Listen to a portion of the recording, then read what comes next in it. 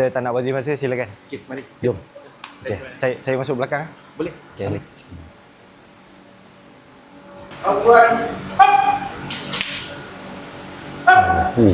Cepat 5 ah.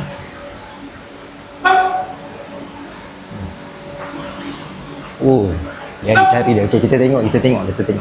1, 2, 3, 4, 5, 6, 7, 8. 1, 2, 3, 4, 5, 6, 7, 8. Tapi dia punya tuan guru cakap English kan? Style dia. Okey. So, kita ada 3 cara untuk pegang keris.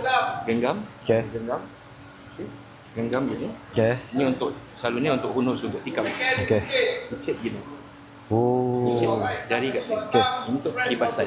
Kibasan. Jadi dah lain. Okey. Third one. Putaran mundur. Reverse grip. Oh. Tapi ingat, selalu bila kita reverse grip ni, kita jangan ulun jangan masuk kat dalam.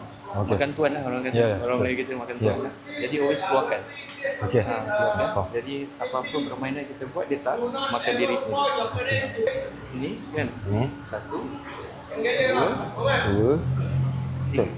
Sini 3. Yeah. Oh, lama. Okay. Tapi bila you tolak ni, Ya. make sure always tolak keluar. Oh, kena ada Jangan keluar. makan diri. Okey. Okay? Kena keluar. Uniform silat abang cantik. Terima kasih. Ni tengok dia punya silat keris. 4, 5, 4. 3, 4. 1, 2, let's go. This batch, right? Okey. Suit Tengok. Alright. Okay. Suit team meaning they are the selected one Oh. to represent the club, and their training Tengok, guys. is ongoing, is always very intense. Faham. So unlike the development and the athletes, so Understood. we got 3 different Understood. group of students. So the Ni athlete, development.